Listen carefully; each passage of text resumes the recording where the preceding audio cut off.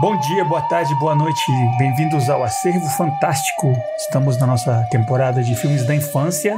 O episódio de hoje é uma seleção minha, do Felipe. Jurassic Park, o Parque dos Dinossauros, filme de 1993 do Steven Spielberg, com Sam Neill, Laura Dern, Jeff Goldblum. Um filme bem importante, assim, na minha infância, no meu imaginário infantil, relacionado a tudo que era ligado a dinossauros. Pra mim era o ápice, assim, do interesse na minha pré-adolescência, Mas antes da gente falar, do filme, deixa eu apresentar meus dois co-hosts, grande Diego Nunes. E aí, rapaz? Tudo bem, pessoal? Beleza?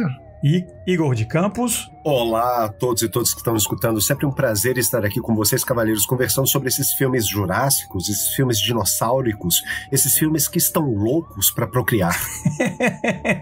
E eu sou o Felipe Sobreiro. É isso aí.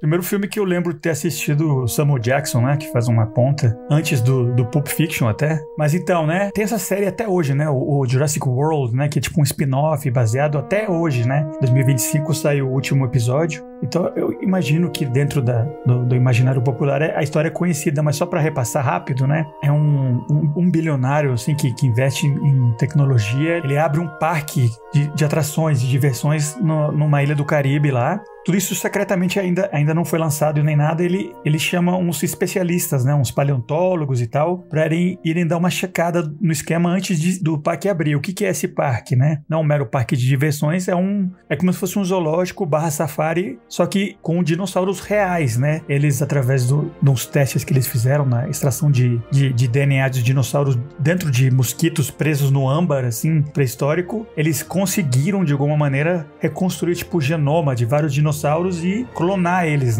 criar eles em laboratório. Então ele leva esses especialistas dele lá, vai o advogado, vão os netos dele, a ideia dele é fazer um parque para criança e tal. Só que aí começa a ir tudo errado, O parque tem problemas técnicos, tem uma sabotagem lá dentro, um dos engenheiros lá de sistemas foi subornado por uma outra empresa para roubar umas informações, uns embriões do parque. Começa a dar tudo errado, os dinossauros fogem das gaiolas deles, o tiranossauro foge, gente morre. Eles conseguem no final, o protagonista, mais do que esse senhor bilionário de quem eu tô falando, que é o Hammond, que é o dono de tudo, o protagonista é mais o Alan Grant, que é um dos paleontólogos que é contratado para fazer uma análise lá desse parque. Ele resgata as crianças e tal, eles conseguem no final, escapar da ilha, mas os dinossauros continuam todos lá, A história termina com a ilha preservada, Um pouco em oposição ao livro, que é um assunto que eu queria puxar depois, que eu li, inclusive, em 93, antes do filme sair. Eu já tinha, na minha empolgação, eu consegui achar o livro em espanhol, porque eu morava na Colômbia na época, Parque Jurássico, e eu li, eu achei tão denso, tão difícil e tal, mas eu li, me esforcei e gostei, Eu cheguei até o final. No final, o Hammond, que é uma figura tão bonachona no filme, no livro ele é bem mais capitalista, escroto, e ele morre, coisa que no filme não acontece. É um filme um pouco mais aventura e o livro um pouco mais essa caução contra tentar manipular demais a natureza, É isso, Mas deixa eu perguntar pra vocês dois. Eu imagino que é um filme que você já tem bastante familiaridade, O primeiro Jurassic Park fez bastante sucesso na época, Mas não sei. Igor, imagino que você já tinha assistido Jurassic Park ou... Mas é claro, Filipão, já tinha assistido esse filme. Eu vi esse filme quando eu era moleque também. Eu fui ao cinema, sozinho. Se não me engano, no extinto Cine Carim aqui em Brasília, Pra quem é de Brasília, e tá escutando aqui, talvez se lembre, do Cine Carim, que era um cinemão que ficava no meio da Asa Sul. E, bom, enfim, foi lá que eu fui ver esse filme. Então, assim, eu fui num bom cinema, numa sessão à tarde, no fim de semana, para assistir esse filme, e eu gostei muito da experiência, porque eu sempre fui louco, com dinossauros, desde que eu era pequeno, e esse filme, ele teve um marketing muito bom, que esses dinossauros, os dinossauros que aparecem no filme, eles representavam o máximo da tecnologia sendo utilizada em efeitos especiais, na época. E assistindo o filme hoje, eu tenho que dizer que os efeitos especiais ainda se sustentam muito bem. sabe? Eu acho que é um filme ainda legal de se assistir. Os efeitos especiais, eles, assim, claro, o CGI, né, já evoluiu bastante, mas você vê que ainda é um filme bom de se assistir. Ele não é embaraçoso, constrangedor, né, com aqueles efeitos especiais muito datados demais, né? Aquele CGI velho. Já existe essa expressão hoje em dia, né? CGI velho, né? Quando você vê um filme que foi feito nos anos 90, ou então no começo dos anos 2000, e você vê claramente, né, assim, a artificialidade do CGI, né? O quanto que era precário ainda, que na época era impressionante, mas que, né, envelheceu meio mal, ficou com um visual meio esquisito, assim, sabe? Meio plástico demais. Não é o caso desse filme, assim, sabe? Claro, a gente vê que, né, ele envelheceu, mas ainda é um filme bom de se ver. Eu confesso que, bom, eu assisti esse filme várias vezes, né? A primeira vez que eu assisti esse filme foi no cinema e eu gostei muito, sendo um menino de 13 anos, né? 13 ou 12 anos, né? E nas sucessivas reprises que esse filme teve na televisão e também em videolocadoras, eu alugava esse filme várias vezes. Então eu já conhecia a história dele, assim, meio que de cor, mas já fazia um bom tempo que eu não assisti esse filme, né? Eu fui vê-lo, revê-lo, e eu confesso que eu sou meio desencantado com esse filme. Assim, ele continua sendo um bom filme de entretenimento. Eu não vou fazer a caveira do filme dizendo que é um filme ruim, ou que ele é mal feito, ou que ele é mal atuado, nada disso, assim. Eu acho que o Spielberg, ele conseguiu se manter mais ou menos incólume em termos de padrão de qualidade. Ele é um grande diretor, por mais que ele seja controverso, por mais que, não sei, algumas pessoas de repente não concordem, eu acho que ele, indubitavelmente, ele é um grande diretor dessa geração, né, da qual ele pertence, né, que nos deu também Brian De Palma, Coppola, Martin Scorsese, só que ele seguiu por um caminho mais do entretenimento, né? Os filmes dele têm um público-alvo que, né, a gente chamaria de público família, né? São filmes feitos, às vezes, para a família e sobre famílias. Parque dos Dinossauros é uma espécie híbrido, porque é um filme que ele tem toda a estética do cinema família, ele lembra um filme da Disney, né, em certos momentos, os movimentos de câmera e a forma como ele filma os diálogos. Tem gente que acha isso ok. Eu confesso que eu não sou muito de cinema família, eu fiquei meio incomodado certas horas, mas ao mesmo tempo que ele tem essa estética família, ele tem umas cenas meio truculentas de violência, né? Ele tem braços sendo cortados e cabeças sendo comidas e mesmo algumas coisas que são ditas no filme causam um certo espanto, causam um temor. Aquela cena, por exemplo, que eles estão procurando as crianças perdidas no meio da chuva, aí eles acham os restos de um cara que foi comido enquanto ele estava quase que literalmente cagando na privada. Aí eles falam, eu lembro o quanto que essa cena me assustou. E é só na base do diálogo. Eles falam assim, eu achei o fulano, eu achei o personagem. Aí a personagem da Laura Dern, que tá no canto oposto da tela, fala, eu também achei ele. Ou seja, o cara foi cortado em 2 pedaços. Só essa sugestão já causa um certo... E é um filme pra crianças, assim, é um filme que tem criança, é um filme... A gente vai falar mais sobre isso. Bom, assim, eu gostei de ver o filme. Foi nostálgico pra mim. Não assistiria de novo. Eu acho que ele já deu o que tinha que dar pra mim, né, o Parque dos Dinossauros. Mas pra quem não conhece, pra quem tem curiosidade de saber como é que era o cinema de entretenimento dos anos 90, eu acho que Parque dos Dinossauros é um excelente exemplo. E eu acho que, sabe, mesmo com essas críticas que, né, eu fiz e que depois eu posso pontuar também, de novo, eu acho que ele é um excelente exemplo como um bom filme de aventura deve ser feito. Que hoje em dia eu acho que as pessoas não sabem, mas essa categoria do cinema de aventura se perdeu muito. É uma coisa muito rocambólica, com efeito especial demais, não sei. Eu acho que algumas pessoas talvez vejam Transformers do Michael Bay como epítome de cinema aventura moderno, que eu acho um filme assim horroroso, mas enfim, continuo achando que Jurassic Park é um bom filme. Perfeito. E meu outro co-host aqui também queria saber as suas impressões, né, do grande Diego Nunes. E aí, velho, o que você tem a dizer do Parque dos Dinossauros? Pois é, eu vou começar pegando um gancho do Igor, aproveitando, né, que ele acabou de mencionar um negócio que eu acho que eu também fiquei pensando, que eu assisti esse filme pro podcast agora, né, logo depois de ter assistido, não no mesmo dia, né, mas assim, um pouquinho depois de eu ter assistido o último Jurassic Park da série, né, esqueci o nome, Jurassic World 7, não sei, né, esqueci. Rebirth.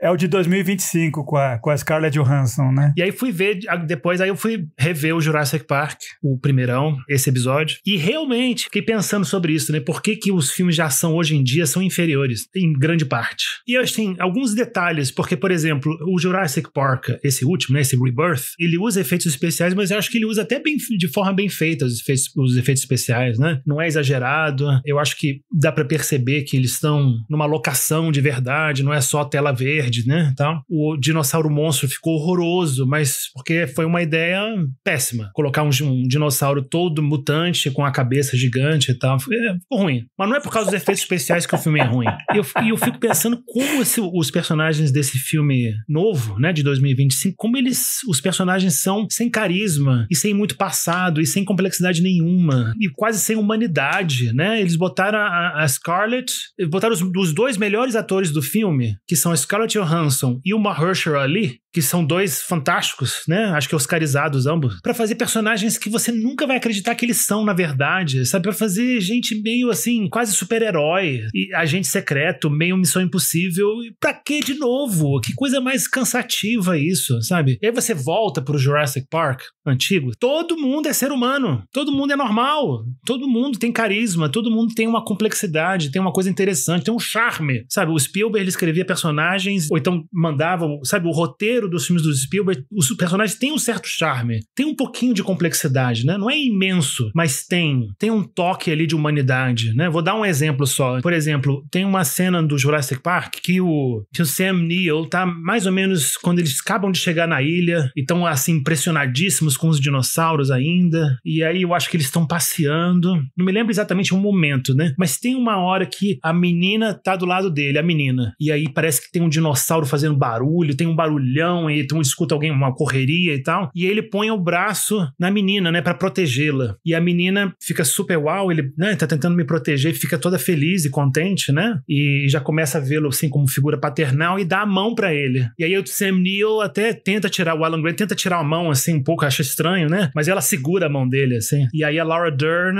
acha fofo, fica com um sorrisinho, então é um momento fofo, é um momento doce, um momento humano, que é um toque do Spielberg, assim, eu acho que nos filmes. Eu lembro muito da cena do tubarão, né, do Jaws, que tem uma cena que é só o Roy Scheider, principal, né, o ator principal policial, sentado na mesa, pensativo, com a mão no queixo, na mesa de jantar, assim, sabe, olhando pro nada, e o filho dele, pequeno, tá olhando pra ele com a mesma posição, com a mão também no queixo, e aí o Roy Scheider olha pra ele, dá um sorriso, né, e aí ele começa a fazer movimentos com as mãos no rosto, né, e o filho imita ele. É um momento bem família, como o Igor falou, mas é um momento família bonito, é um momento família doce, que o Spielberg põe isso nos filmes, né? Então esse tipo de atenção à humanidade dos personagens, né, né, esse tipo de riqueza não tem mais nos filmes de ação hoje em dia, né? Cenas tipo essa que você falou, acho que o que ele tá procurando não é fofura, né, que nem vocês dizem, né, ou coisa família, e sim mostrar que são pessoas, né, e não é simplesmente um personagem que tá lá pra cumprir uma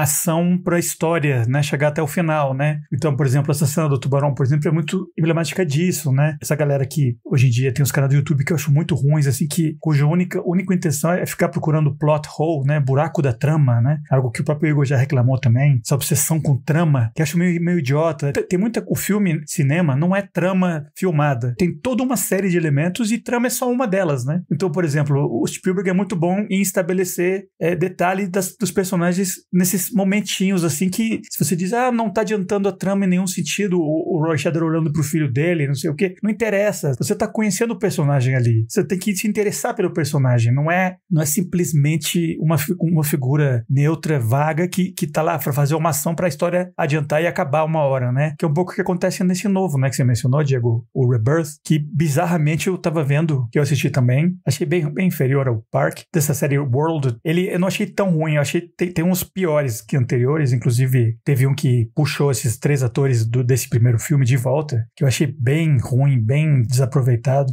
O David Koepp escreveu o último e o primeiro. Então você vê que tem uma decadência até sendo o próprio roteirista, né? Eu acho que o pessoal por trás lá não depende só do roteiro, né? Tem toques que o diretor dá, que eu acho que o Spielberg também comanda muito, que a gente até falou dele em filmes que ele não dirigiu, entre aspas, tipo Poltergeist, né? O pessoal sente tanto esse toque dele que o pessoal assume que ele dirigiu. Mas eu acho que ele tá lá, sempre tem uma preocupação dele com o personagem, mais do que de vamos deixar fofinho, vamos deixar familiar, vamos deixar gracinha pras crianças. Acho que não é tão isso, mas ele é tão focado no personagem, que isso é meio tido como uma coisa meio boba, que eu acho que não é o caso, né? Eu acho que o Spielberg, em geral, ele é bem populista sim, ninguém vai dizer que não, mas eu acho que o foco dele não é vamos deixar tudo água com açúcar o tempo todo, né? Dá pra fazer uma série, assim, só de filmes do Spielberg que não são pra criança, e ele fez vários filmes, e até nesses filmes mais dramáticos, mais sérios, se tem esses elementos de vamos mostrar que isso aqui não é um personagem bidimensional, e sim uma pessoa. Eu acho que ele tá sempre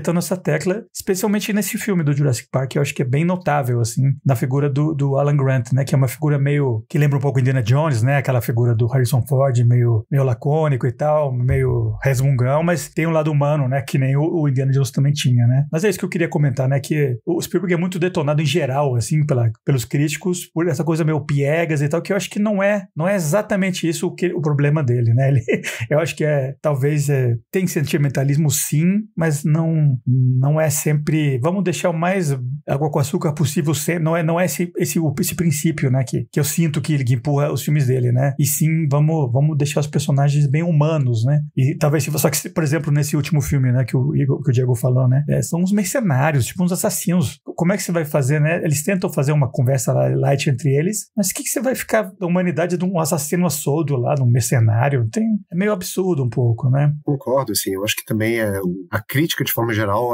deixa de levar a sério os filmes do Spielberg, usando como base isso que vocês falaram, né, o cinema dele é sentimentaloide, sentimentalista, eu não sei, assim, eu confesso que eu não gosto muito do cinema do Spielberg, mas assim, não é nada intrínseco aos filmes dele, eu acho que eu genuinamente acho que ele é um grande diretor, tecnicamente falando, inclusive, eu acho que os filmes dele são impecáveis, e assim, ele sempre é muito talentoso em certas coisas que são difíceis, como por exemplo casting, sabe, eu acho que o Spielberg ele consegue dar os papéis certos pros atores certos, assim, o casting desse filme é maravilhoso, Jeff Goldblum fazendo aquele papel daquele matemático mulherengo que fica dando em cima da personagem da Laura Dern o tempo todo, eu achei fantástico, a própria escolha também do Richard Attenborough, né, pra ser o papel do John Hammond, esse multimilionário, né, que quer transformar, né, a ciência num grande par de entretenimento, né, eu achei uma escolha muito acertada de atores, mas assim, o Spielberg ele tem uma visão de mundo que é uma visão que, eu não sei, assim, eu caracterizaria como uma espécie de visão humanista, sabe, no sentido em que ele realmente acredita na humanidade, ele acredita, sabe, na virtude, na bondade das pessoas, e ele tem uma série de valores que ele tenta colocar através dos filmes dele, um deles é o valor da família, claro, assim, eu acho que grande parte dos filmes dele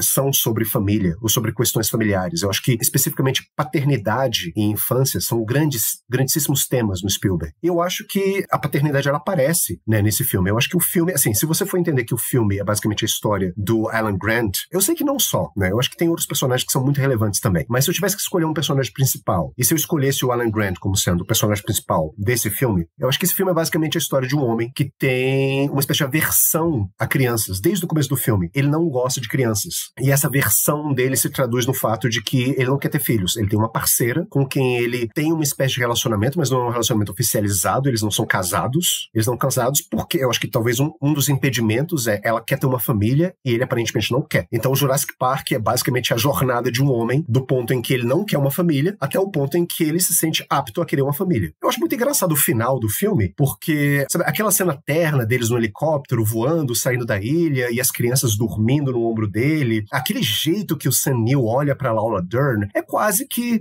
a gente vai acasalar, né? A gente vai agora, depois de ter passado todos esses perrengues, depois de ter quase sido comido por um tiranossauro, agora eu quero transar. A gente vai transar e a gente vai reproduzir porque that's what life is all about. É o olhar mais safado que eu já vi em um filme não erótico, né? Assim, é muito safado aqui. Eu acho que justamente um dos temas do filme. Eu falei de brincadeira na nossa introdução, mas eu acho assim, sabe, que acasalamento, reprodução, ter filhos, ter uma família, ter ou não uma família, isso faz parte do filme. Isso tem em outros filmes do Spielberg também. Eu acho que paternidade é o tema também de, sei lá, eu chutaria aqui Guerra dos Mundos, Império do Sol, Minority Report. E paternidade é um negócio muito importante, né, nos filmes do Spielberg. E você vê realmente ao longo desse filme, né, o Alan Grant aprendendo a ser pai. Ele se vê numa situação que ele tem que tomar conta de duas crianças, né, que estão perdidas no mundo jurássico. Ele se vê no papel de protetor, né, de mentor delas. E ele sai de uma situação em que, assim, de um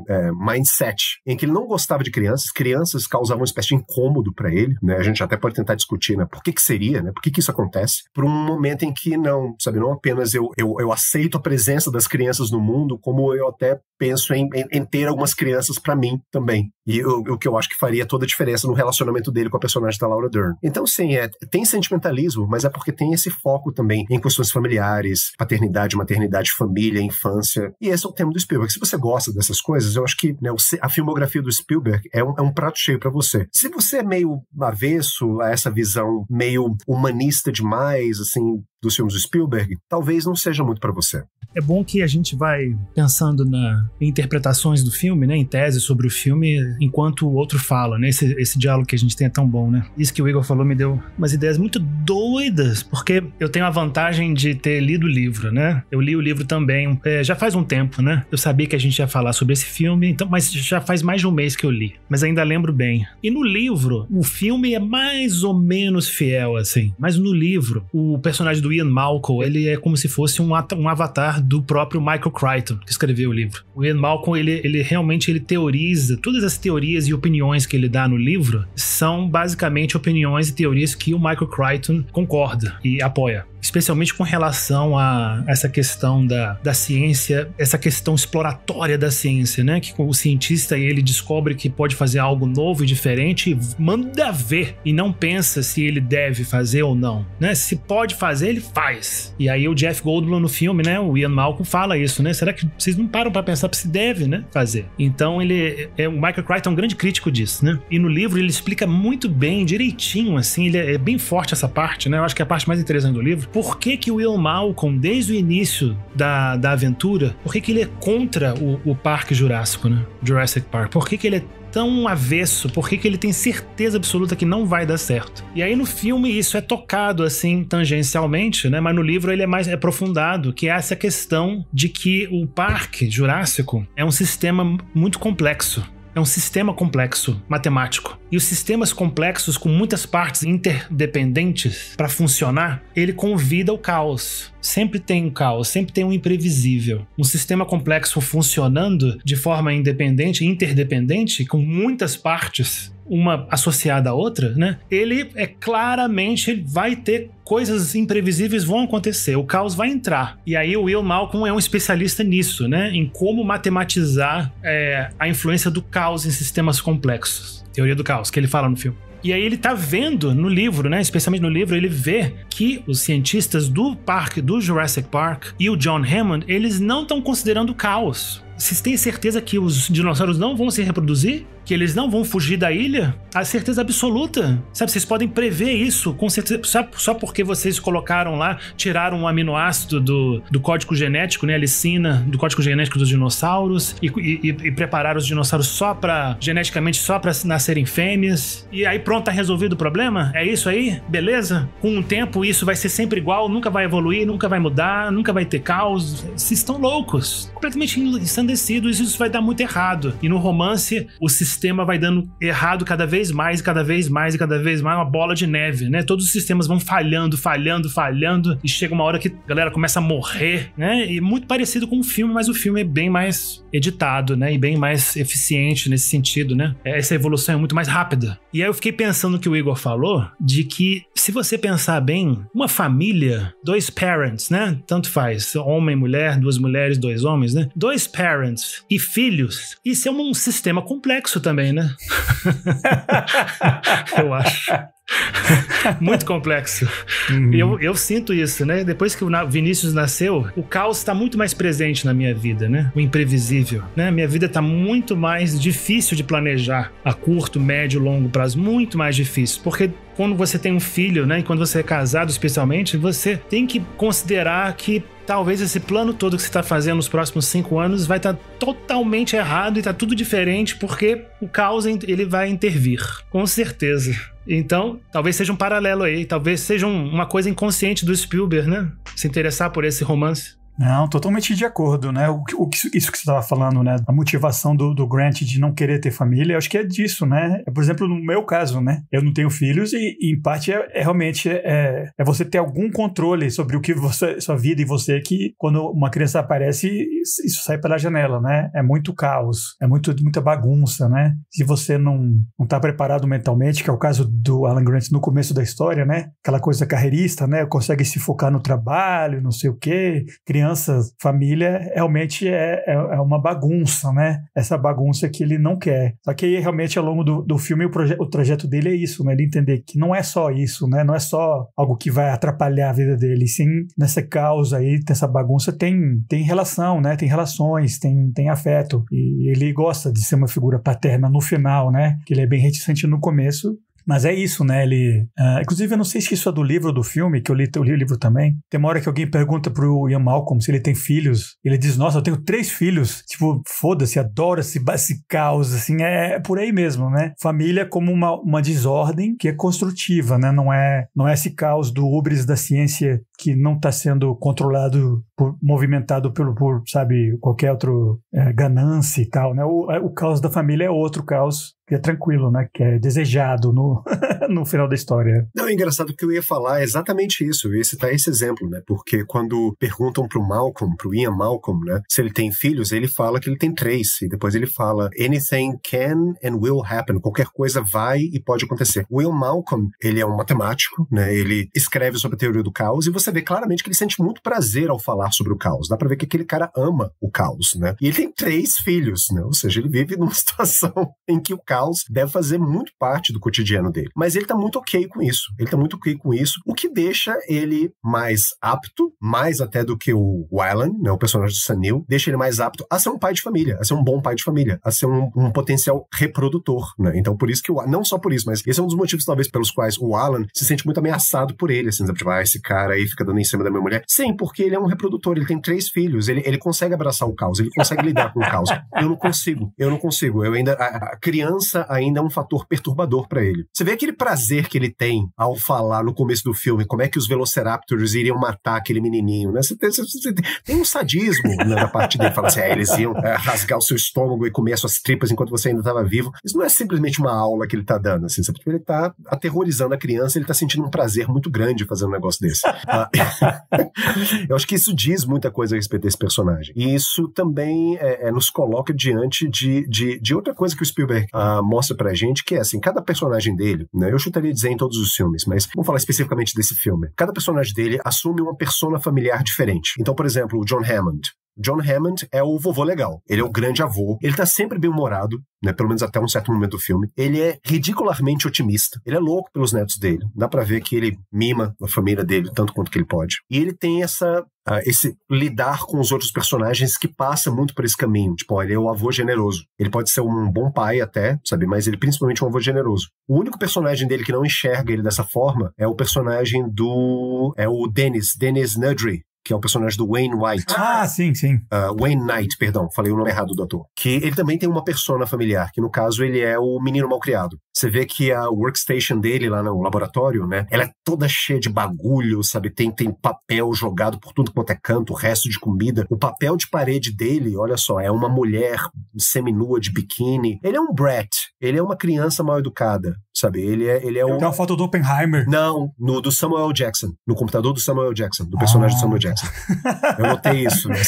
Que já é um personagem mais adulto. E ele é o hacker, né, no final das contas. Ele é o infiltrado, ele é o menino levado que faz uma travessura e por conta dessa travessura o parque todo pifa e aí todo o caos acontece e os dinossauros começam a comer as pessoas. Mas nisso a gente tá falando, né, basicamente, né, de adultos que têm uma persona infantil, mas que funcionam no mundo como adultos. Eu acho que a maioria das pessoas nesse filme são crianças grandes. E se parar pra pensar, eu acho que isso devia estar na cabeça do Spielberg naquela época, porque o filme que ele fez logo antes desse filme, é o próprio Hook, né, A Volta do Capitão Gancho, em que ele conta a história do Peter Pan se o Peter Pan tivesse crescido, entre aspas, né? O Peter Pan, ele nunca deixou de ser um menino, mas só que agora ele é um menino grande. Agora ele é o Robin Williams, que talvez seja, assim, o arquétipo, em termos de personas hollywoodianas, ele é o arquétipo do man boy, do homem menino. Então, você coloca o Robin Williams para fazer o papel do Peter Pan grande, e logo depois, em seguida, o Spielberg vai fazer o Jurassic Park. O personagem do Sam Neill. Ele não deixa de ser um meninão, com esse jeito meio mal-humorado dele, assim, meio explorador Indiana Jones, mas que sente aversão às outras crianças, né? Eu sei, tentando fazer um momento psicanálise selvagem. Fazendo uma psicanálise selvagem desse personagem, ele sente essa aversão às outras crianças, né? Ele sente esse desconforto, esse incômodo na presença de outros meninos, porque ele mesmo é um menino, sabe? Ele é um menino que ele não sabe lidar com as próprias meninices dele. Ele tá sempre, assim, resmungando, mas ele também tem uma coisa, assim, que eu acho que é muito infantil, que é o encantamento, um absurdo encantamento que ele tem diante dos dinossauros, diante desse mundo todo, sabe? Diante do parque, né? Você vê a primeira vez que ele vê um brontossauro, ele fica deslumbrado, o jeito que ele abraça aquele outro dinossauro que tá doente, eu esqueci, é um estegossauro? Triceratops. É um Triceratops, isso, assim, o jeito que ele abraça, e tem aquela cena bonitinha do Triceratops respirando, e ele abraçadinho lá no Triceratops. Então ele tem um encantamento infantil diante dos dinossauros, sabe? Tipo, ele é um meninão, de certa forma. Grande maioria dos personagens desse filme são meninões. Exceção o John, né, o Richard Attenborough, e é claro, a Laura Dern, que é uma mulher feita. É a única personagem realmente adulta no meio desse bando de menino. E eu acho que isso também é uma coisa que aparece em outros filmes do Spielberg, né, porque eu acho que o Spielberg, ele se veste muito dessa persona do homem infantil, né, do homem menino, né, pra poder contar as histórias dele. Os filmes dele estão cheios, né, de homens meninos. Mas né? eu acho que, complementando o que você está falando, eu não tinha realmente visto o Alan Grant como um menino, ou então como um adulto meio imaturo, né? Mas tem um ponto de razão. Porque eu tava até pensando nisso também, né? Que a arqueologia, né? Ou então paleontologia, né? A paleontologia, isso que ele começa o filme fazendo, né? Ele tá lá escavando, né? Os ossos de um Velociraptor, tudo, né? Ou então de um outro dinossauro. Isso é uma coisa que realmente é muito material, muito concreta, muito sólida, e o animal tá fossilizado e morto ali, né? Então é meio que uma profissão que o cara se debruça, estuda e pesquisa, mas não envolve grandes perigos, né? E não envolve muito caos, né? É bem tranquila. Mas eu acho que no filme, se existir realmente alguma intenção do Spielberg, né? Consciente ou inconsciente, de construir o personagem do Alan Grant como um arquétipo meio menino, meio mal-humorado e meio ranzinza, e meio avesso ao caos, né? Né? Rotineiro, né? Eu acho que ele amadurece no filme de uma forma interessante, que mais ou menos como a grande maioria das pessoas amadurece também, né? O arco dele, do personagem no filme, ele amadurece porque ele descobre, né? Ele tem uma autodescoberta durante o filme, né? Ele descobre que, apesar de odiar e sempre ter odiado crianças, ele descobre que ele tem um lado de querer cuidar e de proteger muito forte também, né? Coisa que nunca tinha acontecido antes com ele. Então eu acho que isso no filme é bem claro, né? Porque tem aquele ponto, né? Importante no filme, né? Aquele ponto de virada, que é quando o T-Rex aparece de noite, né? Tá chovendo e aí não tem luz, os carros param de funcionar, e o advogado deixa as crianças sozinhas, né? E aí as crianças ficam falando exatamente isso, chocadas, né? O cara foi embora, ele deixou a gente sozinho aqui no carro. Ele foi embora, né? Fugiu. E o Alan Grant faz o contrário, né? O Alan Grant, ele convida, né? Ele dá boas-vindas a essa tarefa nova dele de cuidar das crianças, de proteger as crianças até eles chegarem à segurança. Eu acho que isso, quando você começa a se doar e sair um pouco de si mesmo, também é um amadurecimento. É um amadurecimento, né? É uma maneira de se adultizar. Não só uma coisa que o Ian Malcolm já tá cansado de fazer, de saber e tal, né? Talvez, possivelmente.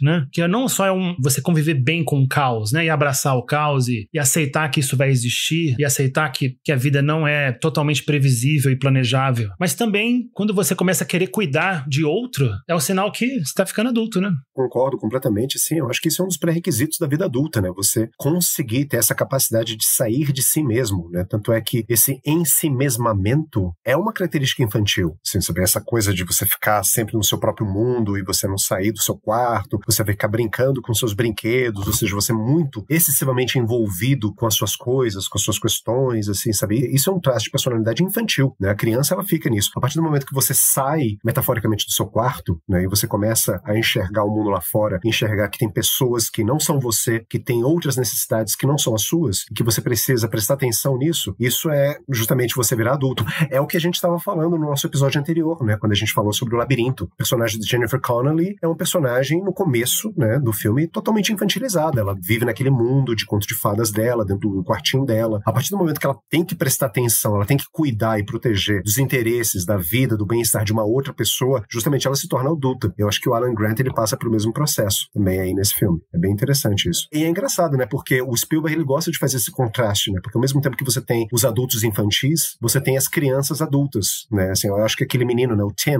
que ele sabe tudo sobre dinossauros, né, e ele quer discutir paleontologia, né? Detalhes do livro que o cara escreveu com ele mesmo. Ele quer ser levado a sério. Ele é totalmente, assim, uma criança adulta. E você tem, em outros filmes do Spielberg, você tem, por exemplo, não sei, Indiana Jones e o Templo da Perdição, né? Você tem o personagem do Ke Huy Quan, né? O Short Round, né? Que é um menininho, aquele menininho chinês que ajuda o Indiana Jones. Ele também é uma criança adulta. Você tem, sei lá, o Christian Bale no Império do Sol, né? Que ele faz o papel do James, né? Totalmente, ele é uma criança adulta, né? Assim, num mundo de adultos infantilizados, coitados, né? Aqueles adultos que estão lá naquele campo de concentração, né? Sem fazer nada, sabe? Você tem um Ben Stiller, você tinha um John Malkovich, meio que um bando de criança de castigo, tem certas horas que parece, assim. É um filme ótimo, esse Império do Sol, eu super recomendo. Mas ele faz esse jogo, né? Enquanto você tem crianças assumindo papéis muito maduros, né? Você tem também adultos assumindo papéis muito infantis. Eu acho que é interessante você ver isso, né? Nos filmes dele. Esse é um elemento que eu já tinha percebido,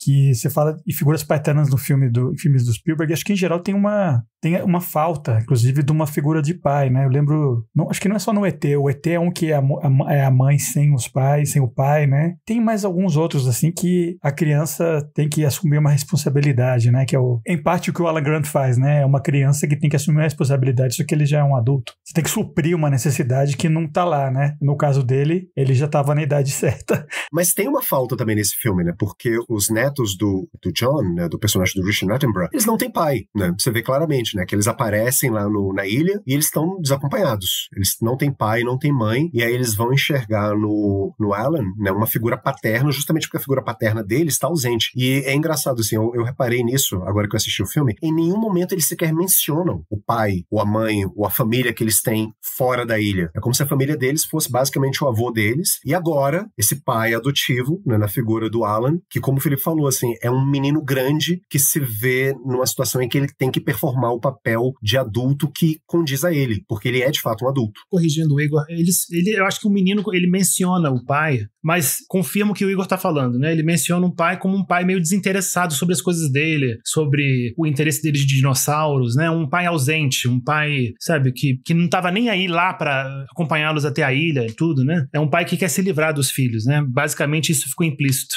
eu acho, mas confirma o que o Igor falou. Mas o que eu ia dizer, assim, eu vi outras informações sobre o filme, né? Eu fiquei pensando sobre isso quando o Igor falou sobre a ligação entre esse filme e o Hook, que foi o filme que o Spielberg fez antes, né? Em 91, eu acho. Engraçado que ele fez Jurassic Park quase em paralelo, ou um pouquinho depois da Lista de Schindler, que é a obra máxima dele. E que é uma... Eu sei que os dois saíram no mesmo ano, inclusive. Eu não sei qual veio primeiro. Saíram no mesmo ano. E que provavelmente deve ter sido uma filmagem, assim, árdua, né? Difícil, né? Pro Spielberg. E, inclusive, eu tenho uma trivia do próprio Robin Williams ter feito ligações, né? Eu acho que ele telefonava pro Spielberg, né?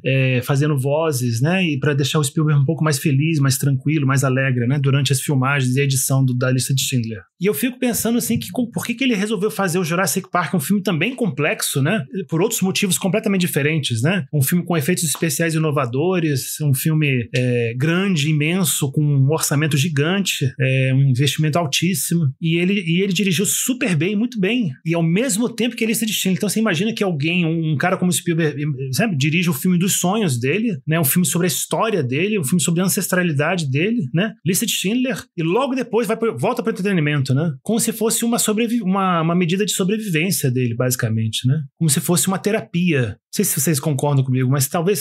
Será que Jurassic Park não foi meio terapêutico para ele? Não foi assim que a gente vive falando da fantasia, que a fantasia ajuda, não é só para escapar, mas a fantasia ajuda a gente a lidar com a realidade, a lidar com o que é árduo, difícil? Eu não sei, eu entendo isso que você está falando, Diego, mas ao mesmo tempo, assim, eu tenho uma opinião que talvez, não é minha intenção, dessa vez não é minha intenção, mas talvez possa soar meio polêmica para algumas pessoas, mas assim, eu vejo uma ligação direta, quase, entre filmes como o Hulk, Volta do Capitão Gancho, Parque dos Dinossauros e Lista de Schindler, né? Porque a princípio, né, não tem nada a ver. Você fala, poxa, mas no mesmo ano que o Spielberg lançou o Parque dos Dinossauros, né, ele lança a Lista de Schindler, são filmes completamente diferentes e, de fato, eu tenho que concordar, são filmes bem diferentes, né? São filmes de gêneros diferentes, são filmes com propostas diferentes, são filmes esteticamente bem diferentes, inclusive, mas eu acho que o Lista de Schindler, ele não tá muito diferente disso que a gente está discutindo, né, a respeito do cinema de entretenimento do Steven Spielberg. Porque, por exemplo, eu vejo o próprio personagem do Oscar Schindler como sendo um desses adultos infantis dos filmes do Spielberg, especialmente no começo do filme, que ele é um bon vivant, que ele é um hedonista, que ele pensa apenas no próprio prazer, que ele tem muito dinheiro e ele gasta esse dinheiro com luxo, com mulheres, com aquilo que ele bem entende. Ou seja, um personagem que ele não passa muita preocupação, ele não passa nenhum engajamento político, ele é um personagem que vive uma espécie de adolescência estendida, graças, né, à quantidade exorbitante de dinheiro que ele tem. E assim como o personagem do Sam Neill, agora no Parque dos Dinossauros, é também um personagem que passa por uma transformação, deixando de ser um adulto infantil, que fica olhando sempre pro próprio umbigo, para também ser uma pessoa que olha para as necessidades e para as agruras de outras pessoas e movido por uma empatia descomunal, resolve fazer alguma coisa a respeito. E assim como Jurassic Park, também eu acho que é um filme humanista, é um filme que no final das contas ele acredita no ser humano. Já li a respeito de algumas dessas controvérsias que a lista de Schindler causa. Uma delas é isso, né? Ela conta uma história humanista a respeito do Holocausto. O Holocausto é uma grandíssima tragédia, é um grandíssimo fail na história da humanidade. E o Spielberg, ele consegue tirar uma coisa edificante de uma coisa que dificilmente você consegue enxergar uma coisa boa nessa história. O Spielberg consegue. Ou seja, você tem que ter um óculos de arco-íris muito forte para você conseguir achar aquela história redentora, aquela história edificante, aquela história de fé na humanidade no meio de todo esse caos horrendo, trágico e nefasto e grotesco que foi a Segunda Guerra Mundial para os judeus na Alemanha. Ele consegue fazer isso. Então, assim, uau, Spielberg, você realmente acredita mesmo, né? Você é muito otimista de com força, porque você provavelmente conseguiu pescar a única história boa no meio desse caos todo. Mas, enfim, né? São controvérsias que a gente não vai abordar aqui, porque, né, dizem respeito a outros filmes do Spielberg, mas, assim, eu vejo, né, o Oscar Schindler como sendo um personagem tipicamente Spielbergiano, e apesar do filme ser esteticamente bem diferente, ainda assim, eu acho que tem uma mesma linha que passa, né, por esses filmes, né? Império do Sol, Volta do Capitão Gancho, Parque dos Dinossauros e Lista de Schindler. Eu acho que claramente é um filme do Spielberg, claramente ele tem essa fé na humanidade que só o Spielberg tem, da geração dele, pelo menos assim, é o que mais tem, né? O Scorsese não tem essa fé na humanidade que o Spielberg tem, nem o De Palma, nem o Coppola, né? Quer dizer, o Coppola talvez tenha, né? O Megalópolis, né? É um grandíssimo hino sentimentaloide brega sobre quanto que a humanidade pode ser legal em meio ao caos. O que eu achei bem mais ou menos, né? Mas tudo bem. Enfim. Só complementando o que o Igor tá falando, né? Acho que foi o Kubrick que deu essa opinião com polêmica, especialmente. O Kubrick, acho que foi ele, eu acho, que disse isso mesmo. Eu acho que foi o Terry Gilliam. Terry Gilliam, se não me engano. Terry Gilliam, que ele falou que o Holocausto deveria ser uma história de fracasso da humanidade. E o Spielberg, ele consegue contar uma história de otimismo em frente a uma coisa que, segundo ele, indubitavelmente é uma história de fracasso. Ele falou, não, você não consegue fazer filmes bons, filmes edificantes, filmes que restaurem a sua fé na humanidade partindo do ponto do Holocausto. Ninguém consegue. O Spielberg conseguiu. Então, mas eu acho que o que eu ia falar é que eu, quando li essa opinião, né, eu fiquei, assim, meio chocado, assim, falei, caceta, né? Nunca poderia ter imaginado isso, né, que alguém ia achar algum problema sério, um problema, assim, meio profundo sobre o filme da Lista de Schindler, né, porque eu achei que eu sempre, desde que as primeiras vezes que eu vi o filme, eu sempre achei um filme impecável, um filme imbatível, um filme quase perfeito, e um filme importante de ser visto e tal. E aí, quando eu vejo alguém fazer uma crítica tão pesada, né, ao filme, eu fiquei assim chocado, mas eu, no fundo, pensando bem, e especialmente agora com o Igor falando, eu dou razão, totalmente razão pra isso, né, pra esse ponto de vista. O Spielberg realmente, pra ele tem muita dificuldade de fazer um filme pessimista, de fazer um filme onde as coisas dão errado, de fazer um filme que, sem o mínimo de redenção e de, sabe, de heroísmo, ele gosta, ele faz, pra ele é importante mostrar que o ser humano pode ser heróico, né, e pode ser altruísta, e pode ser bom, ético, e pode aprender a ser assim. Se não era assim antes, pode aprender a ser assim, né? Pode passar por algo que te ensina a ser assim, né? Então eu fico assim, eu concordo, mas eu também continuo apreciando do mesmo jeito a Lista de Schindler, o Spielberg. O Spielberg é um cara assim, né? A gente mesmo tendo consciência, né, das limitações dele, né? Eu ainda assim gosto. Eu ainda assim acho que Lista de Schindler é um filme super importante e um dos melhores filmes sobre o Holocausto, eu acho. Sem dúvida nenhuma, mesmo concordando com a crítica. Colocar uma trivia, assim, sabe? Tipo, é interessante você comparar, por exemplo, assim, Lista de Schindler, outros filmes que tratam do mesmo tema e contam histórias muito parecidas. Eu sei que, por exemplo, um dos consultores da Lista de Schindler é um cineasta polonês, muito bom, inclusive, chamado... eu não vou nunca saber pronunciar o nome dele corretamente, né? Mas eu imagino que o nome dele seja Andrzej Wajda, alguma coisa assim, que ele dirigiu um filme chamado Korczak. Ele dirigiu um filme um pouco antes da Lista de Schindler. A Lista de Schindler, acho que 93, né? E esse Korczak é de 90. E ele é esteticamente muito parecido com a Lista de Schindler. Ele conta uma história muito parecida também, assim, é um filme preto e branco, né? Feito nos anos 90. E ele conta a história de um médico polonês que ele salva do campo de concentração. Eu esqueci o número de crianças, né? Tanto é que o título desse filme aqui no Brasil é, sei lá, As 300 Crianças do Dr. Korczak, ou As 500 Crianças. O número me escapa. Eu sei que o título original do filme é simplesmente Korczak. E eu assisti esse filme também na época, né, da Lista de Schindler. E eu tenho que dizer que assim, é muito parecido. Esteticamente, algumas cenas, aquelas cenas de, sabe, das pessoas entrando nos vagões de trem, sabe? O Spielberg, ele chupou muito dessa estética polonesa do Andrzej Wajda. Só que o filme, ele conta a história desse doutor polonês, desse médico polonês que salva essas crianças de um campo de concentração. Só que é um filme em que, apesar disso, apesar dos esforços desse médico, é um filme com um final trágico. apontando pra mim, olha, foi tão horrível o que aconteceu que mesmo assim, a boa vontade das pessoas não conseguiu fazer muita diferença. No final das contas, milhares de pessoas ainda acabaram morrendo, apesar dos esforços que foram feitos. E eu lembro de ter visto um comentário, assim, sabe? Tipo, você vê filmes tão parecidos com um tema muito parecido. O Spielberg, com essa visão dele muito humanista, ainda conseguiu pegar praticamente a mesma história do filme do Andrzej Wajda e dar um final feliz, sabe? Colocar um twist, né? Em que parece que tudo acaba bem e você sai do cinema. Eu chorei muito, eu chorei feito um desgraçado no final da lista de Schindler. Mas você sai assim meio que, realmente a bondade existe, né? As pessoas são boas, é possível fazer a diferença no mundo. Que é essa mensagem do Spielberg. O Spielberg, ele quer passar isso para as pessoas. Você pode não gostar, né? Algumas pessoas não gostam, mas eu confesso que eu não me identifico muito não com essa visão humanista dele, não. Mas assim, enfim, isso não deixa os filmes dele ruins para mim. Vocês acham então, falando nesse elemento de ter um aspecto, né, no qual os personagens aprendem uma coisa, superam um erro, né, uma decisão errada, eu acho que uma das coisas que o livro é superior ao filme é a figura do Hammond, que ele, em geral, no livro, ele é bem pior, assim, é um cara que ele quer fazer dinheiro,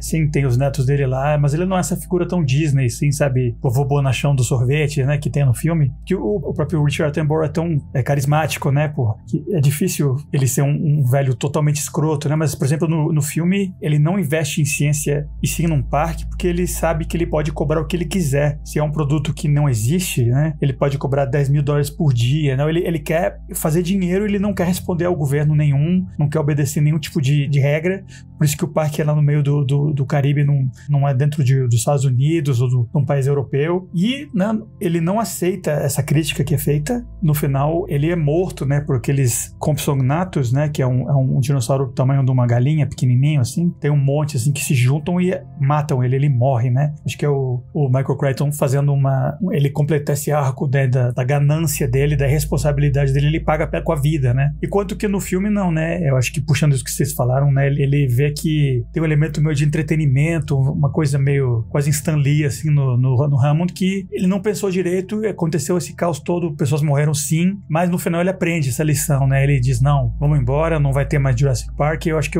é um toque do Spielberg ele preservar um pouco esse velhinho e fazer dele uma figura que, sim, ele causa o problema, mas tem essas agruras, mas ele aprende a lição no final, né, talvez esse elemento Spielbergiano da humanidade dele não é tão puramente malvado ou bidimensional que nem ele no livro, né? Ele é bem mais plano, né? Como personagem. Eu fico pensando que ele já tinha colocado um personagem escrotinho no filme, né? Que é o advogado. Que é exatamente isso, né? Que se corporifica a ganância, especialmente. E tá ali pra fazer dinheiro. E o objetivo é lucro e dinheiro e, sabe, capitalismo, e acabou. Vamos ficar milionário aqui. E é covarde e morre, né? Mas eu acho que é interessante no livro que o John Hammond, no livro, ele é um personagem fundamental, né, pro Michael Crichton, né, que escreveu o livro, porque ele é um personagem que exatamente simboliza o que ele vê de mais errado na ciência, né, exatamente, né, hoje em dia, né, porque pro Michael Crichton, o cientista é aquele cara que tá lá na universidade ganhando bolsa e procurando coisas úteis e tentando entender a natureza e tentando achar coisas boas pro ser humano. O cientista é esse, é um pesquisador de classe média que ganha bolsa e é professor, né, e tem tenure, né, e tem, como é que se fala? E vive o resto da vida como acadêmico na universidade, no laboratório e tudo, né? Pra ele, o Michael Crichton, o cientista é isso, o cientista legal, bom. E o Michael Crichton, ele fala isso muito no livro, no início do livro, na introdução do livro, que a ciência, especialmente a pesquisa genética, ela foi cooptada pelas grandes empresas. Então, é uma ciência feita com o objetivo de ganhar dinheiro, muito, de fazer fortunas. E para ele fazer fortuna com ciência, né, misturar uma coisa com a outra, obviamente que pode dar muito errado. Muito errado, né? Pode ter tragédias, desastres, catástrofes, né? Então a ciência tinha que ser uma coisa meio fora. O que é quase uma utopia, um idealismo hoje em dia, né? Porque realmente a ciência hoje em dia, muitos cientistas cooptados. Principalmente biotecnologia, né? Que é o foco dele no livro. Não tem mais corrida espacial, né? Nos anos 90, que é uma corrida agora biotecnológica e genética, né? Que é aí que o pessoal tá se embrenhando para ganhar dinheiro, especialmente. Não é algo em prol da sociedade e da humanidade, não, né? Concordo, né? Com todas essas questões da ciência aí que vocês estão falando, assim, eu só queria fazer aqui novamente, né, um outro segundo momento. Hoje a gente teve dois momentos de psicanálise selvagem nesse podcast, e isso não é pra qualquer episódio. Dessa vez eu queria fazer uma psicanálise selvagem do próprio Spielberg, né, porque assim, eu acho que tem um motivo talvez, né, mas assim, agora eu tô falando de uma coisa que realmente eu não tenho certeza, isso aqui é um voo da minha imaginação. Eu nunca vi nada, né, que corrobore corrobore com isso que eu vou falar pra vocês, mas enfim, eu acho que essa mudança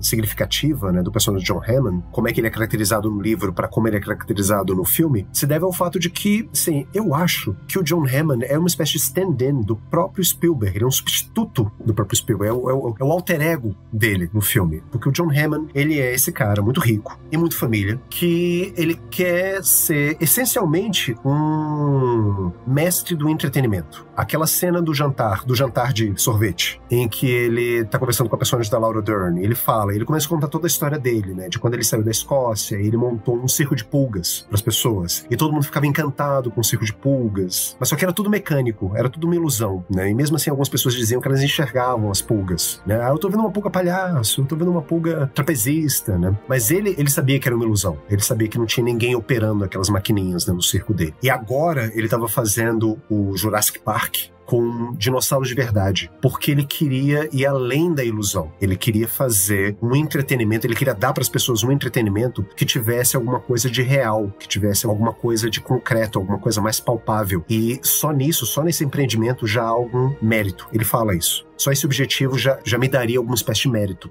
Fazer um entretenimento que tenha algum tipo de substância. Que eu acho que é basicamente o que o Spielberg tá tentando fazer. E se você for olhar a filmografia dele, eu adoro a filmografia dele dos anos 80. Eu adoro esse cinema de fantasia, de entretenimento escapista do Spielberg. Eu adoro o fato do Spielberg, até certo momento na carreira dele, parecia que não estava muito interessado em ficar passando mensagem pra você. Acho que o Tubarão é um excelente filme nesse sentido. Toda a série do Indiana Jones também é excelente nesse sentido. São filmes de entretenimento. E são filmes de entretenimento que não têm, assim, grandes ideias. Você não tá querendo passar nenhuma mensagem, nenhum valor pra você. Mas você vê que lá pro final dos anos 80 e começo dos anos 90 teve uma espécie de virada, né? Quando ele começou a dirigir filmes como, por exemplo, A Cor Púrpura, aquele Always, que eu esqueci o nome desse filme aqui no Brasil, com John Goodman e a Holly Hunter, Em Algum Lugar da Eternidade, alguma coisa assim, não esqueci. Bom, enfim, Always. Richard Dreyfuss também, né? Richard Dreyfuss também, isso, né? Richard Dreyfuss é o ator principal, na verdade. Eu fiquei com John Goodman na cabeça. Então, assim, tem uma virada no sentido que parece que o Spielberg, ele tá querendo contar histórias com mais substância, ele tá querendo fazer filmes mais sérios. Há quem diga que ele começou a ficar de olho no Oscar a partir dessa época. Eu não sei se foi simplesmente uma questão de reconhecimento artístico, né? Eu acho que ele talvez, ele tava muito associado, né, ao cinemão blockbuster, e ele começou a querer fazer coisas um pouco mais, assim, que ficassem um pouco mais com a plateia. Não só, sabe, filmes que divertissem e que depois você fosse pra casa e você, não, beleza, esqueci. Então você vê que a partir desse momento, os filmes dele passam a ter algum tipo de mensagem, tem algum valor atrelado a eles, não sei. Veja a importância da família, veja a importância de ser pai, veja como é importante amadurecer. Vários filmes dele, a partir desse momento, têm uma mensagem assim. O próprio Hulk é assim, depois ele vai dirigir Amistad, é justamente nessa época que ele faz a Lista de Schindler. Então, assim, parece que ele se torna um cineasta mais preocupado em ter que passar alguma coisa real pra plateia. Eu acho que isso tá explícito, né, no filme, nessa fala do John Hammond. Eu não quero simplesmente entreter as pessoas, eu não quero simplesmente dar pra elas uma ilusão, pra elas acharem bonitinha e pronto, sabe? Eu quero contar uma coisa, contar uma história. E eu acho que ele consegue fazer isso, né? Ele conta o processo de amadurecimento de um homem, né, que sai de um estado muito solipsista quase, né, muito ensimesmado, pra poder finalmente se tornar um cara apto a ter uma família, porque ele aprende a cuidar de crianças ao longo do filme, sabe? Em meio ao caos jurássico, né, que é o filme. Então eu acho que tem uma mensagem aí, tem uma mensagem edificante aí, tem uma mensagem humanista aí, tem uma mensagem ecológica aí também. Então é um filme de entretenimento, mas é um filme de entretenimento com uma certa substância. E sim, Spielberg, a gente tem que concordar com você. Eu acho que talvez só de ter esse objetivo haja alguma espécie de mérito nisso.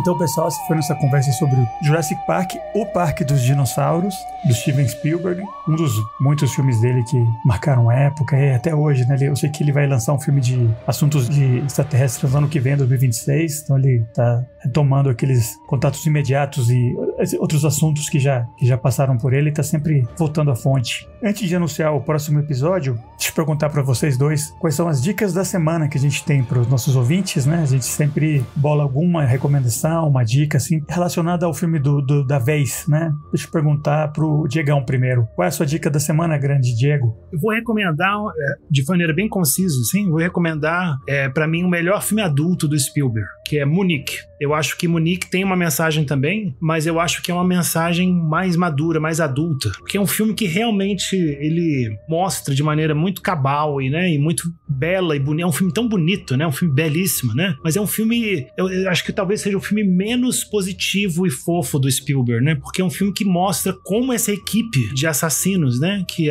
o governo de Israel montou para investigar e matar líderes terroristas, né? Árabes, depois do atentado em Munique, na Olimpíada de 73, eu acho. Então ele mostra como isso não deu certo, né? Como isso foi terrível e como isso foi um peso para quem assumiu essa missão, como isso foi traumático e como isso só aumentou ainda mais a animosidade, né, entre os povos, né, entre palestinos, né, entre árabes e judeus, israelenses. Então, é um filme, pra mim, também muito bem feito, muito bem atuado, grande elenco, fotografia do Janusz Kaminski, o mesmo cara do Lista de Schindler, atuações fantásticas, Daniel Craig, Eric Bana, né, uma galera muito fera, sim, sabe? Maciej Kassovitz, né, tá no filme, tá bem também, ótimo. Então, eu acho que é um filme que deu muito certo pro Spielberg. Ele foi até, inclusive, muito criticado, né, pela comunidade judaica, porque ele realmente humanizou, né, e mostrou o outro lado também. E mostrou também que o outro lado também tem razões, também tem motivos, né? E com isso a coisa fica mais complexa. Então eu acho que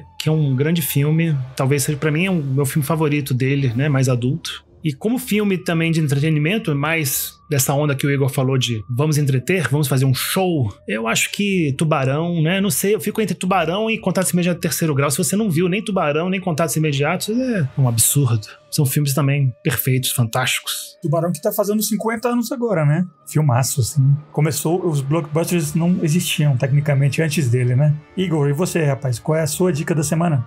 Pois é, o Diego, ele insiste nessa coisa de ficar indicando filmes bons. Eu já vou indicar um filme que eu sei que é um filme ruim. Assim, eu sei que é um filme falho. Eu sei que é um filme com muitas coisas erradas, com muitos erros, né? Mas é um filme que, assim, seguindo essa linha de filmes da infância, né? Assim, eu vou tentar, pelo menos até o final dessa temporada, né? Indicar só filmes que realmente fizeram minha infância. E esse filme, ele, pra bem ou pra mal, né? Ele não deixa de ser um desses filmes. Eu assisti esse filme quando eu era muito moleque e eu morria de medo desse filme. Sabe, eu acho que esse foi o filme que inaugurou em mim o medo de criaturas gigantescas. Porque, de fato, eu tenho esse medo de um dia, assim, sair na rua e ter um monstro enorme, assim, sabe, maior que prédio, derrubando tudo e tudo mais. Godzilla, pra mim, indubitavelmente, Godzilla, pra mim, até hoje é filme de horror. Sabe, não é filme de fantasia, aventura. Quem é que vai fazer um filme de aventura com Godzilla? Isso é terrível pra mim, essa ideia. Assim. Então, eu já tive vários pesadelos, então, com monstros, né, gigantescos, destruindo prédios e acabando com casas, né. Também por isso que eu senti muito medo aqui do Parque dos Dinossauros, né? Quando fui ver ele no cinema pela primeira vez. Então esse filme,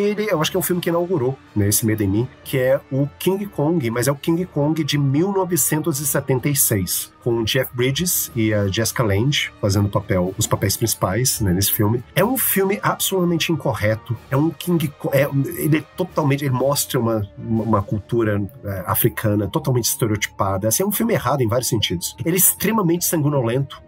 Ele acaba nas Torres Gêmeas, né, com o King Kong sendo fuzilado, escarniçado por metralhadoras giratórias de helicópteros, sabe? É um filme aterrorizante, assim, mas que eu acho muito bem feito. E assim, eu tenho que dizer que eu fui reassistir esse filme agora recentemente, né, pra poder, né, dar essa indicação. E eu me diverti muito, nossa, assim, é gory e nojento e sexy também em certos momentos. Jessica Lange, belíssima atriz. Eu tive muito prazer vendo esse filme, sabe? Mas eu reconheço que é um filme B, é um filme menor, é uma tentativa, né, de deixar a história do King Kong, dar traços mais edge, mais contraculturais, uma tentativa falha. Mas ainda assim, eu acho que essa é a frase do dia, né? Eu acho que só nesse objetivo, né, já tem algum mérito. Então, eu vou dar um mérito pra esse filme e, assim, eu recomendo que vocês assistam, né? Esse King Kong de 76. Não assistam o King Kong do Peter Jackson. Esse é horroroso. Esse filme envelheceu muito mal. A gente tava falando no começo do episódio sobre CGI que envelhece mal. Esse é um excelente exemplo de como o CGI envelheceu muito e a história é chato, e Jack Black é chato, e a Naomi Watts, tadinha, eu amo ela, mas tá chata nesse filme. É um filme chato. Não assista esse King Kong. Assista o de 76, que é trash, assumidamente trash, e é diversão garantida. Tu tá ficando doido? Você falou Godzilla no início? No começo eu falei Godzilla, mas o filme que eu tô indicando é o King Kong. Ah, tá. Não, eu tô falando assim, sabe, porque eu tenho medo do Godzilla. E agora eu vou falar as minhas, eu vou fazer que nem o Diego, vou fazer uma dupla, assim. Eu mencionei, né, que eu tinha essa obsessão com dinossauros e tal, e antes do Parque dos Dinossauros eu já tinha assistido no cinema uma animação, de novo, né, morando na Colômbia, né, chamava Pie Pequeno, Em Busca del Valle Encantado. Era uma animação que se seguia um brontossaurinho, assim, que a família dele sumia, a mãe dele desaparecia, tava tendo um cataclismo, assim, ele tinha que chegar até um vale lá não sei onde, e ele ia encontrando outros dinossauros no caminho, né? Era meio... Eu tinha, 8, 7 anos, talvez a idade que o Vini tem hoje. Aqui em português chama Em Busca do Vale Encantado. É de 88, eu tinha 7 anos, efetivamente, né? Daquele diretor Don Bluth, que era da Disney, mas ele nos anos 80 se independizou e fez vários filmes que tiveram bastante sucesso, né? Aquele Secret of NIMH, aquele do Five, o Ratinho que Vai pro Oeste. Ele era durante uma época, assim, ele era uma concorrência real à Disney, né? Ele é um ex-animador deles, que fez o próprio estúdio, né? Don Bluth. E esse filme do Vale Encantado, pelo que eu sei, acho que ele tem umas 10 sequências em vídeo e tal. Eu não sei nada, eu só lembro do primeiro, que eu vi em 88 no cinema, pequenininho. E eu gostei muito da história, achei muito bonito na época. Fiquei com medo, né? Ele se separa dos pais. Esse tipo de coisa que você lembra bastante quando você é pequenininho vendo o filme, né? Esse medo da criança sozinha, né? Que o Spielberg também fala muito disso. E, não, essa é a minha dica nostálgica, né? A Busca do Vale Encantado, filme que eu não vejo faz 35 anos, mas eu adorava, né? Se você tem uma criança dessa idade, acho que consegue assistir de boa, né? 7, 8, 10 anos por aí. E a outra dica, né? Falando em King Kong, né? Que o Igor tava falando, eu pensei, né? Num filme com essa pegada Jurassic Park mais recente, né? Porque os próprios da sequência do Jurassic World, eu acho que em geral não são muito bons, não. Mas teve um recente, 2017, o Kong, A Ilha da Caveira, do Jordan Vogt-Roberts, que eu achei bem legal. Tem aquele ator do Thor, o Tom Hiddleston, tem Shea Wingham, um personagem lá, um guerrilheiro lá que tem uma morte muito engraçada. Tem, acho que o John C. Reilly. Eu acho que é um filme bem divertido. O King Kong, ele é assustador. É muito bem feito e é um filme de época. Se passa, acho que na época de Vietnã, assim. E essa atualização da época foi bem feita também, né? O fato que o filme se passa nos anos 70... tem uma vibe legal, interessante o filme, eu gostei bastante. Então, se você quer ver um filme assim, com essa pegada Jurassic Park, mais do que esses filmes das sequências que estão fazendo hoje em dia, eu recomendo que você procure Kong e a Ilha da Caveira, que é um filme bem legal, você consegue ver sem ter assistido nada, não precisa ver Kong vs Godzilla 1, 2, 3, etc. É um filme solo, tranquilamente. Então é isso, galera. Esse foi nosso episódio sobre o Jurassic Park. Agradecemos sua audiência e vamos continuar semana que vem, na verdade, daqui a 2 semanas, nossa temporada dos filmes da infância, com novamente uma seleção do grande Diego Nunes, De Volta para o Futuro, de Robert Zemeckis, de 85, clássico dos baby boomers dos anos 80, marcou muito a época também. Michael Fox, Christopher Lloyd. Faz muito tempo eu não reassisto. Eu vi os 3 filmes, eu inclusive assisti eles fora de ordem. Eu vou comentar isso no episódio que vem. Faz muito tempo que eu não assisto, mas é um filme assim que é inesquecível. Que além de dinossauros, outro assunto que me interessava muito na infância, na juventude, era viagem pelo tempo, né? Então, também eu tava totalmente, já só de cara já tô interessado, né? Então é isso aí, De Volta para o Futuro. Esperamos vocês daqui a 2 semanas. Bora dar tchau pros ouvintes. Diego Nunes. E muito fera, adorei esse episódio. Quem diria que a gente teria uma discussão tão legal e interessante sobre um filme tão de entretenimento puro, né? Que é Parque dos Dinossauros, né? Jurassic Park. Adorei. E muito empolgado, porque realmente De Volta para o Futuro, eu acho que, assim como pra muita gente, é um filme, talvez seja o filme que eu tenha mais visto na infância, né? Que eu tenha visto mais vezes. É um filme que eu sei, e é incrível como esse filme tem a capacidade de poder vê-lo de novo, várias vezes, até hoje, né? Eu vi esse filme em várias idades e gostei dele sempre, e se eu vou ver de novo pro podcast, e vou ter certeza que eu vou me divertir, que eu vou gostar de ver de novo. É um filme que realmente tem uma memória afetiva pra mim imensa, gigante. Eu perdoo tudo, então tô super empolgado de falar de um filme perfeito, né? Um filme que eu amo muito. De Volta para o Futuro. Maravilha. E o grande Igor de Campos, bora dar tchau pros ouvintes? É isso, cavaleiro. Sempre um prazer estar com vocês falando sobre esses filmes. Eu gostei muito da nossa conversa. Muito obrigado por terem compartilhado as suas ideias comigo e conosco, né? Assim, espero que os ouvintes também tenham gostado também da nossa conversa. Super animado, né? Para conversar com vocês sobre De Volta para o Futuro, né? No nosso próximo episódio. E é isso, gente. Agradecemos a audiência, né? Obrigados a todos e todas que tiveram a paciência de nos escutar e não se esqueçam de nos seguir no Spotify, no Instagram e nas redes sociais. Mandem pra gente as suas críticas, suas opiniões, suas sugestões. A gente tem um prazer enorme em lê-las todas. E é isso aí, gente. Um grande beijo e até a próxima. Eu sou o Felipe Sobreiro, espero vocês daqui a 2 semanas. Então, valeu pela audiência e falou!